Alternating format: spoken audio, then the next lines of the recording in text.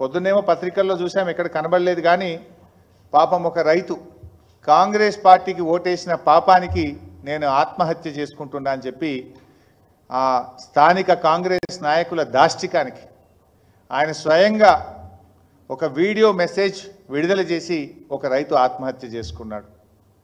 నిజంగా ఆయన మాటలు వింటే చాలా హృదయ విదారకంగా ఉన్నాయి. అదొకసారి ఖమ్మం జిల్లా చింతకాని మండలానికి చెందినటువంటి రైతు మరి ఆయన వీడియో ఒకసారి ఆ ప్రభాకర్ గారి వీడియోను మీరు చూసిన తర్వాత ఆ అంశం మీద తిరిగి మాట్లాడతాను.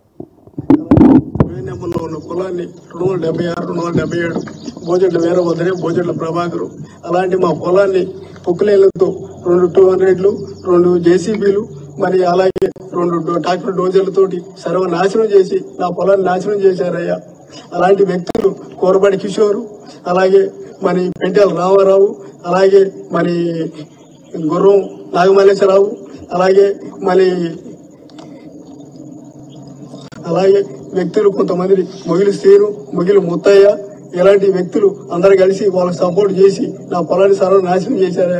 దయచేసి నా ముందు దయవంచి రైతు వారీగా ఈ వీడియోని మన ముఖ్యమంత్రి గారికి, మన బట్టి విక్రమార్క గారికి పంపించి నా రైతుగా కాపాడాల్సిందిగా కోరుతున్నామయ్యా.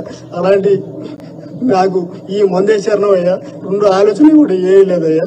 నా పొలాన్ని సర్వనాశనం చేసి వదిలేశారయ్యా. మరి ఎంఆర్ఓ గారికి చెప్పానయ్యా, ఎంఆర్ఓ గారు చెప్పినా కూడా ఏ ప్రయోజనం లేకుండా పోయిందయ్యా.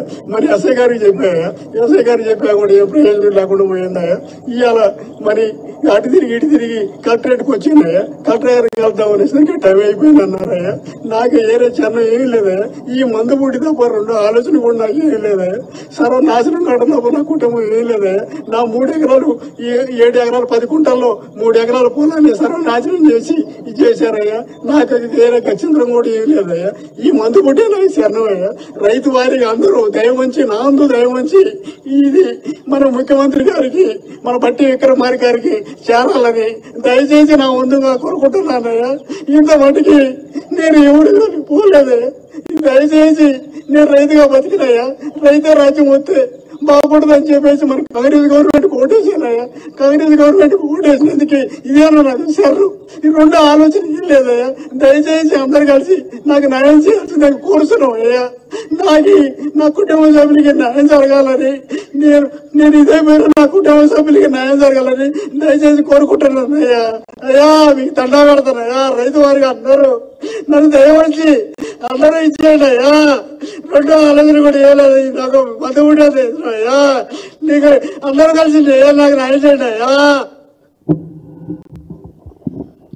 ఇది నిజంగా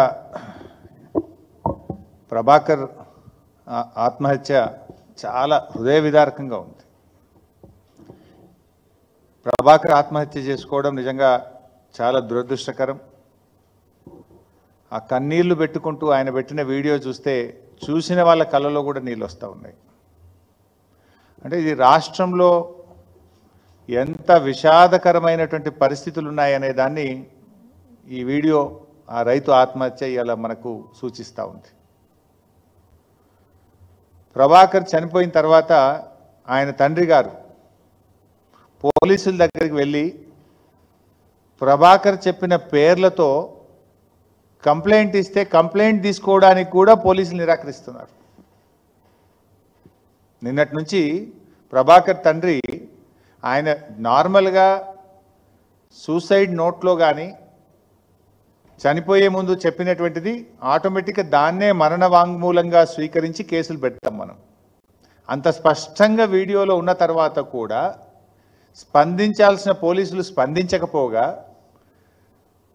మృతుడి యొక్క తండ్రి గారు వెళ్ళి పోలీస్ స్టేషన్లో కంప్లైంట్ ఇస్తే ఆ కంప్లైంట్ తీసుకోవడానికి కూడా నిరాకరిస్తున్నారు పోలీసులు.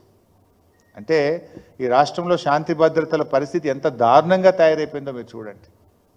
నిజంగా ఇలా ప్రభాకర్ చావుకు కాంగ్రెస్ పార్టీ కారణం, ఈ ప్రభుత్వం పాలన కారణం. ఆయన ఎస్ఐ గారి దగ్గరికి పోయారు, ఎంఆర్ఓ గారి దగ్గరికి పోయారు, కలెక్టర్ గారి దగ్గరికి పోయాను అని చెప్పి స్పష్టంగా చెప్పాడు. ఆ ముగ్గురిలో ఏ ఒక్కరైనా స్పందించి ఉంటే ఇవాళ ప్రభాకర్ బతుకుండేవాడు కదా. అంటే